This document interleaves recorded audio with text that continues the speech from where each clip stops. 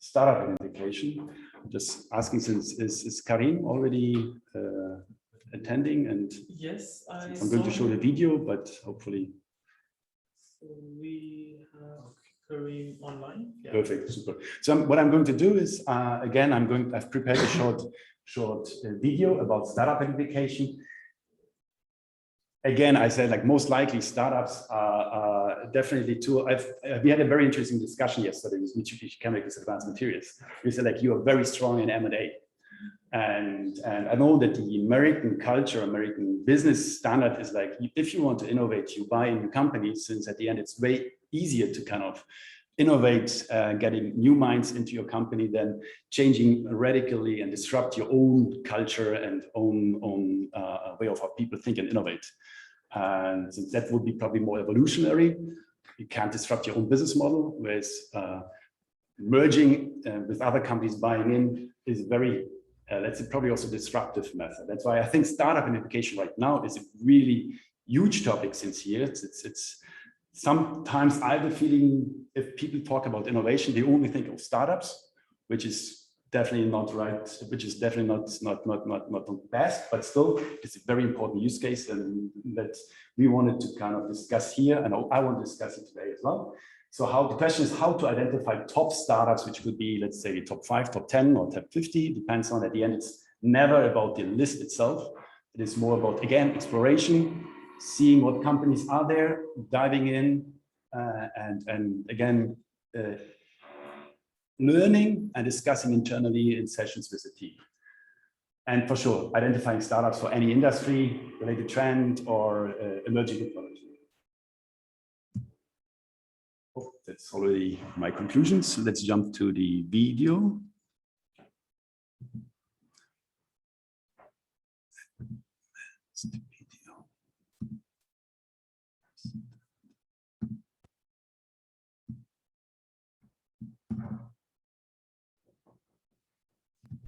Imagine I'm a retailer or grocery store and I want to identify startups that I want to collaborate with. Let's say in the field of autonomous deliveries, which is a very hot topic with huge disruption potential. Let's use for this use case designed template, startup identification,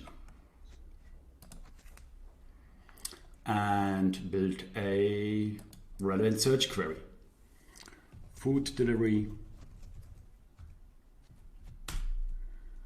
home delivery, and more general delivery services. And yes, create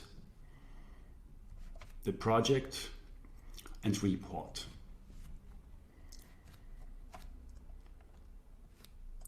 In a matter of seconds, we see all related new companies globally, or let's call them startups, founded 8 years ago at the earliest.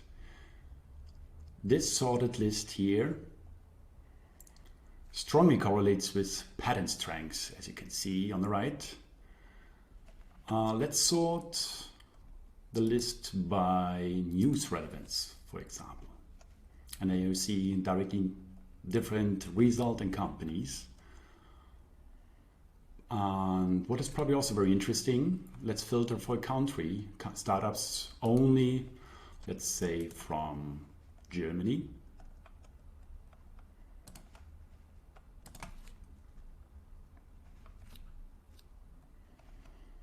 And there you see directly the relevant and known incumbents or startups. But actually we wanted to filter only companies that are working on autonomous services. So let's end connect and filter further for autonomous, automation, let's say robot, driverless probably as well. Let's search for automation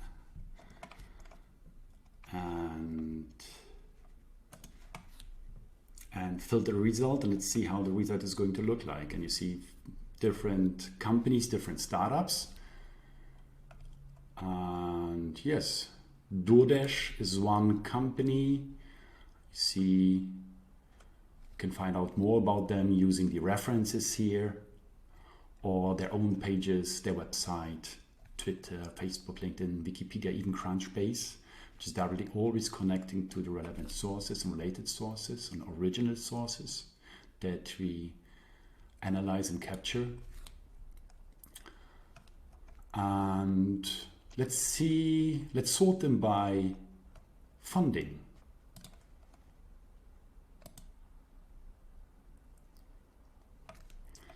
And let's have a closer look at the top funded startups, which I probably also want to do later. So what am I going to do? I'm going to bookmark them, top 5. I'm going to save them as a bookmark. And I will add this bookmark now here.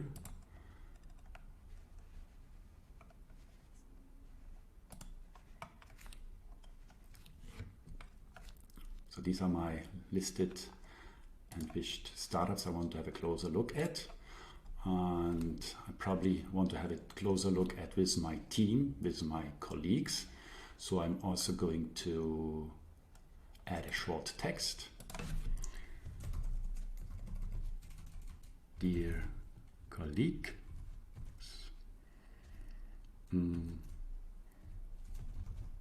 these are the top 5 funded startups for autonomous delivery.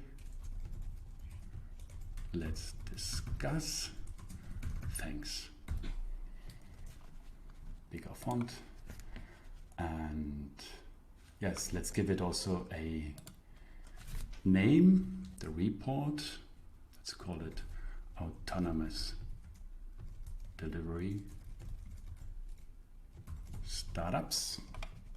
Save it. And for sure, let's share it with my colleague using automatically generated link.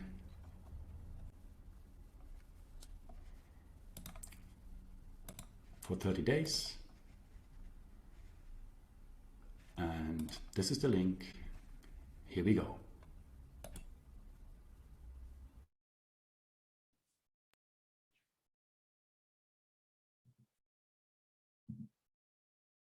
Oops. Now I have to share my screen again.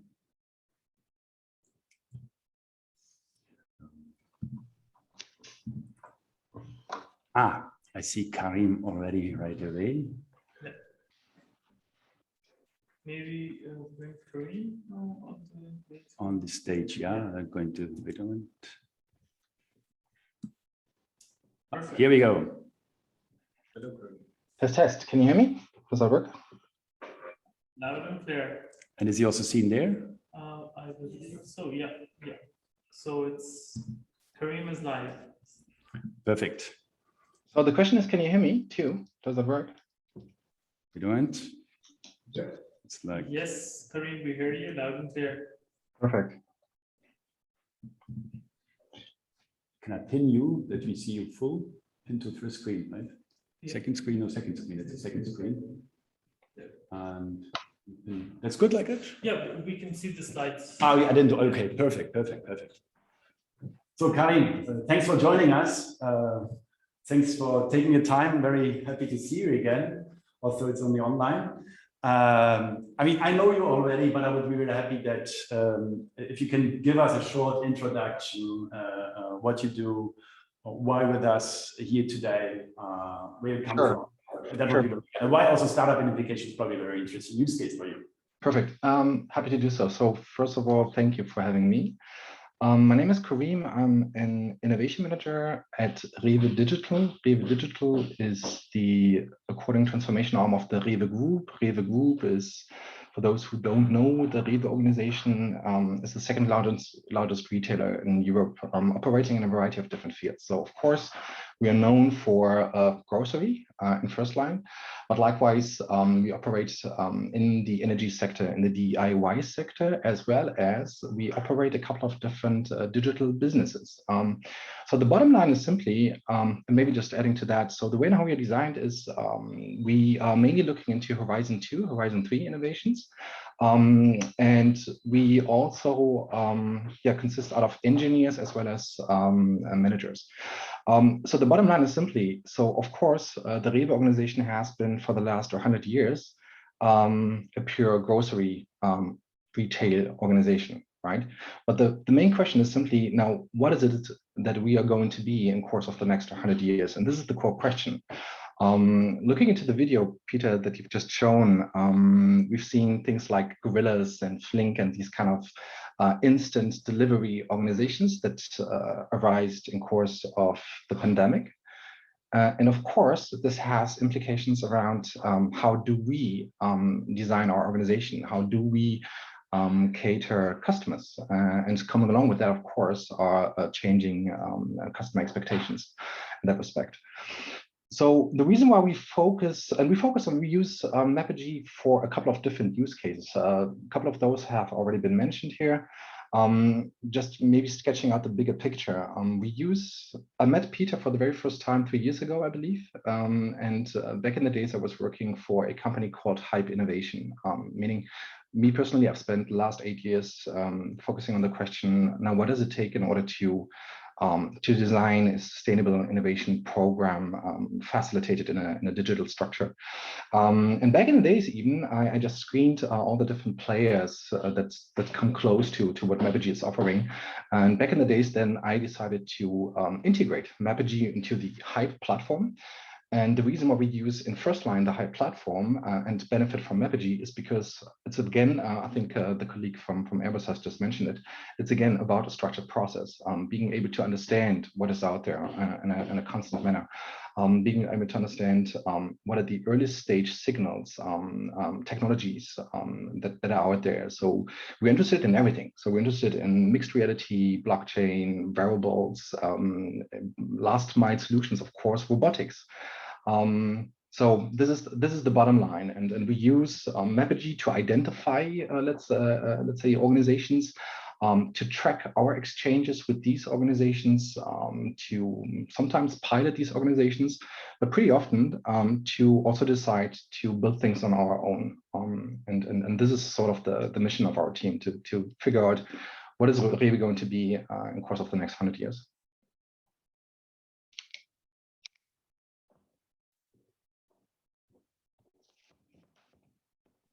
No? Yeah. Okay. Thank you, Karim, for the first just a nice insight. Can you shed some more light? I mean, what we discuss here today is like digital tools, IT tools. It is all about, as we have already said, not only brainstorming but also saving time, saving money. Can you say something about how it is making your processes more efficient, effective, using such IT or data-driven tools? That would be very interesting, at least from my perspective. Definitely.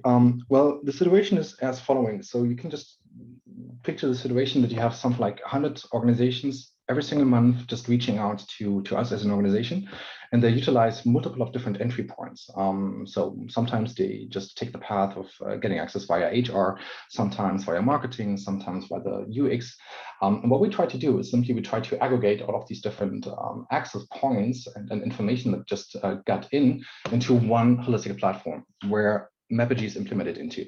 Which means at the end of the day, we haven't started to quantify what is it exactly that we can save in terms of time, but I can tell you, if a colleague of mine has already made an experience with a startup that he came across sometime, let's say 2 months ago, I can go back to this colleague first to just vet the situation. Hey, is it worth for me as an innovation entity to spend time with this particular organization? It's about transparency. It's also about passively understanding what just showed up just newly within MAPEGY using the subscription approach. So we haven't started to quantify that, but I can tell you it's significant.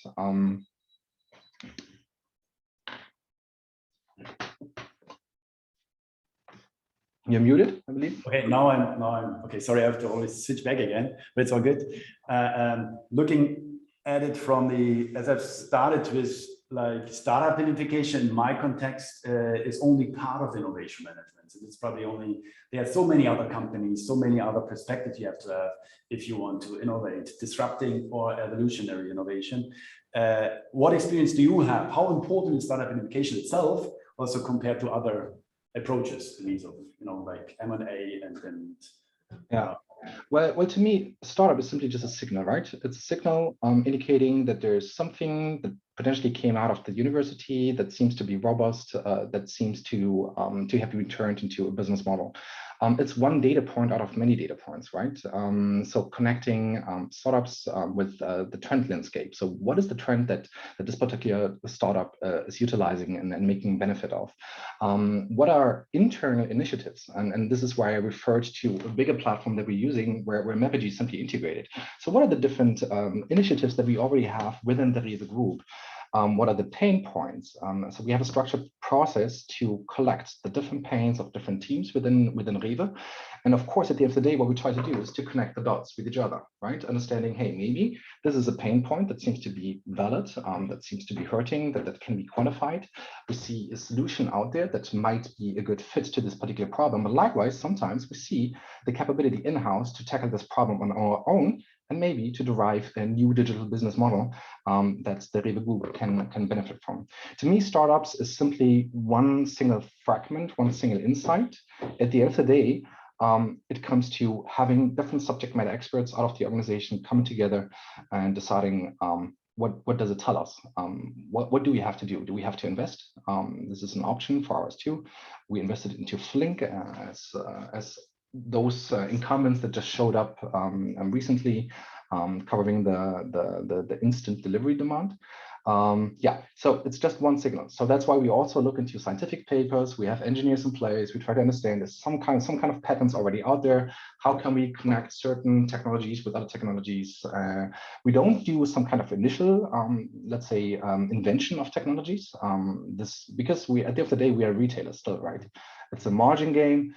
And of course, you have to argue why you are eager to heavily research into certain fields. But at the end of the day, MAPEGY is a significant source of ours, including the internal wisdom of our colleagues to take strategic decisions where to innovate and how to innovate.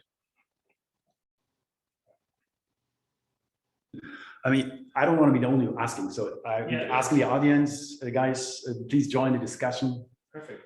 Karim, nice to see you. Been a while. We actually have a very interesting question from the audience that I wanted to bring to your attention. And I think this can be extended to you, Tim and Chris. You can also address a part of this question because it kind of goes out to all MAPEGY users. You did answer a portion of the question earlier, but I'll just extend it anyways. Mm-hmm. Do you always rely on the MAPEGY results exclusively, or do you use other sources for the information scouting? In other words, how do you ensure not missing out on important? Yeah, this is a great question. Of course, we can't only rely on MAPEGY because one problem is simply those ones that are still not really on the horizon, right? Those ones that don't receive any kind of funding, those ones that are not yet listed in Crunchbase. For that sake, we use service organizations. So we look into, for instance, we have a partner in India helping us to understand the Indian market and the development in there. Of course, we collaborate also with retailers that are not competing with us, right? In China, in India, in Latin America. And of course, they are pretty open to share their spottings with us and vice versa. PitchBook is a good source. Traction in India is a good source, looking into early stage identifications. So this is a great question. And of course, this wouldn't work out just relying on what MAPEGY tells us. But I know that Peter is spending efforts and becoming better and better, and even surfacing those ones that are still hidden. Chris, would you like to add to that? Yeah, maybe also for us, let's say it's a combination of different tools. Although MAPEGY really is, let's say, at the heart of our strategy. But we also see, let's say, along the entire journey, there are sometimes tools that are better equipped to take up news or to go into Reddit or whatever, let's say, the sources are. So we also make a connection. And we very much appreciate also, let's say, the connections of MAPEGY to all different kind of sources. Because in the end, let's say, if that all could be combined in MAPEGY, that would, for us, let's say, be a dream. But at this moment, let's say, we are also combining this. And it also, let's say, facilitates, again, let's say, the discussion and the decision making. Especially also when you introduce something like MAPEGY in a company. Also, people need to learn working with it, but also to trust it. And let's say seeing similar information, let's say from different tools, also adds to the credibility. So when introducing it in a company and also really to use it for decision making, at least at the beginning of that journey, it helps to have a couple of tools. But as said again, let's say MAPEGY is really at the heart of what we use for data-driven decision making. Okay. Yeah, I fully agree. I don't want to repeat the same story. Maybe just to add one aspect. One challenge we then faced was to have the credibility for the tool, to distribute that in the team, and we were just starting to integrate it in the process of innovation, to have that always as the first tool to be used, and always in the innovation process you have to look into the Scout, have to do a deep dive. And that was definitely Scout was the first tool we do that with, and then obviously we have other sources as well to compare when we have some linkages. Thank you. Well, apparently we have another question. Do we have time? Yeah, we take it on. So the question actually goes out to Karim. Dear Karim, could you elaborate how you digest the startup findings or signals in your organization? Do you have a more in-depth evaluation with cross-functional teams? Do you orchestrate meetings to discuss the signals and decide on further steps? Yeah, so first of all, our team is already designed cross-functionally, which means we have subject matter experts in a variety of different fields and a variety of different technologies. Well, innovation is innovating and trying to, well, the problem is what we try to do is we try to be as fast as possible. Of course, we bring in subject matter experts out of different strategic units of ours. But what we try to do is the initial vetting is something that we try to do on our own. We even try to be fast in potentially even piloting a startup solution of a startup before we then expose this to other parts of our organization. So what we just learned is simply, and you know it out of your context too, most probably. So the more people you just bring in, the more heavier the discussion is going to be. The later the first results will be, the later the hypothesis will be answered. And that's why in the initial stage, if we identify a startup, we screen the particular startup within our dedicated team. We look into comparable core criteria, how to assess organizations out there. And then what we try to do is really to be fast moving into a POC. And once we have the first results in place, this is for the very first time when we start to involve other parts of our organizations that at the end of the day are simply operational. And we ask them simply to take over what we just learned or what we have built on our own. So this is the setting.